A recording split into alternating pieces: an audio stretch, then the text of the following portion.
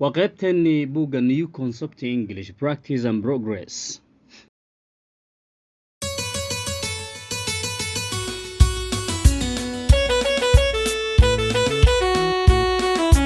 Assalamu alaikum wa rahmatullahi wa barakatuh.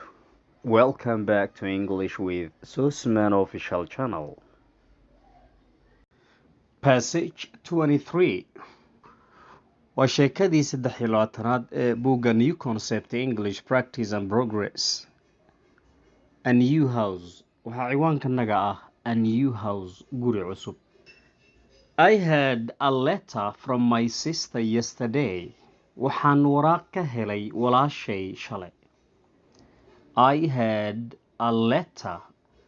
Waxaan ka helay warqad ama ka yeeshay warqad from my sister walaashay yesterday shalay. She lives in Nigeria. Waxay ku nooshahay Nigeria. In her letter, warqadeeda, she said waxay tiri that she would come to England inay Ingiriiska imaan doonto next year, sanadka dambe. If she comes haddii ay timaado, she will get a surprise. Waa yaabi doontaa. We are now living, waxaynu hadda ku noolnahay in a beautiful new house, guri cusub oo qurux badan, in the country.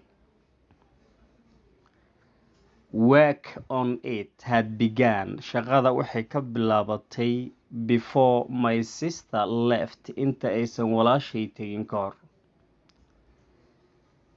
The house, guriga, was completed. Waxaa la dhammaystiray 5 months ago, 5 bilood ka hor. In my letter, warqadeyda, I told her waxaan u sheegay that she could stay with us, inay nala joogi kartaa naga. The house, guriga, has waxa uu leeyahay many large rooms, qolol waaweyn oo badan. And there is a lovely garden. Waxaana ahaatay beer la jeclaysto ama soo jiidasho leh. It's a very modern house. Waa guri aad casri u ah. So it looks strange. Waxay kaga muuqataa ama u eg tahay mid cajiib ama la yaab leh ayuu kaga muuqdaa to some people, dadka qaarkood. It must be, waa inuu ahaadaa the only modern house, guriga keliya oo casriga ka ah in the district, degmada. Passage 23, sheekadii 23aad, a new house ayaa cinwaan u ah guri cusub. I had a letter. Waxaan ka helay ama ka yeeshay warqad from my sister walaashay yesterday shalay. She lives in, waxa ay ku nooshahay Nigeria. In her letter, warqadeeda, she said waxay ku tiri that she would come inay imaan doonto to England, dalka Ingiriisiga, next year, sanadka dambe. If she comes haddii ay timaado, she will get a surprise. Waa yaabi doontaa.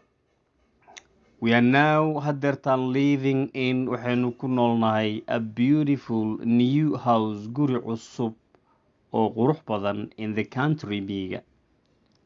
Work on it, shaqada, had begun. Waxay ka bilaabatay before my sister left, inta aysan walaashay tegin. The house, guriga, was completed. Waxaa la dhammaystiray 5 months ago, 5 bilood ka hor.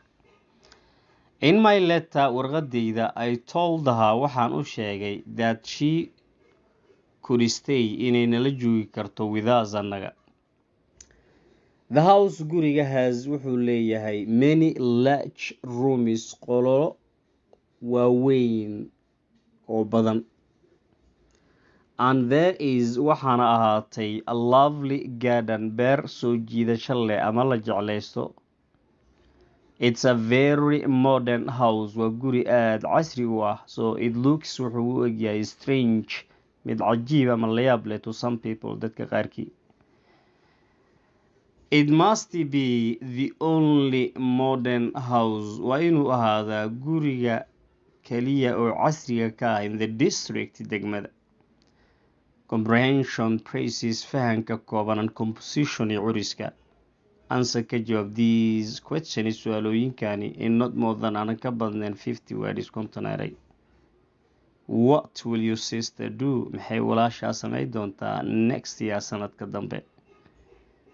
Will she get a surprise? Ma yaabi doontaa if she comes or not haddii ay imaado ama haddiise imaan? Have you a new house? Maku leedihiin mise maku leedahay guri cusub in the country miyiga or not mise kuma leedihiin? Have you invited your sister? Maku martiqaaday walaasha to stay with you or not inay idinla joogto mise maadan ku martiqaadin? Is it a very modern house? Ma guri aad casri u ahba? Or is it an old house mise waa guri qadiimi ah? Has it got ma leeyahay many large rooms qolo badan waaweyn and a lovely garden or not mise ma laha beer soo jiidasho leh ama la jeclaysto? Improve your pronunciation. Improve your pronunciation. Passage 23. A new house. I had a letter from my sister yesterday. She lives in Nigeria. In her letter, she said that she would come to England next year. If she comes, she will get a surprise. We are now living in a beautiful new house in the country. Work on it had begun before my sister left. The house was completed 5 months ago. In my letter, I told her that she could stay with us. The house has many large rooms and there is a lovely garden.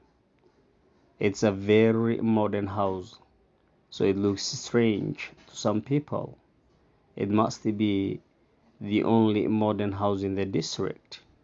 Comprehension, praise, and composition. Answer these questions in not more than 50 words. What will your sister do next year?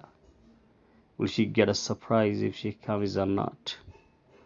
Have you a new house in the country or not? Have you invited your sister to stay with you or not? Is it a very modern house or is it an old house? Has it got many large rooms and a lovely garden or not? Thanks. ألف لغة نبي ألف لوس نبي ألف لغة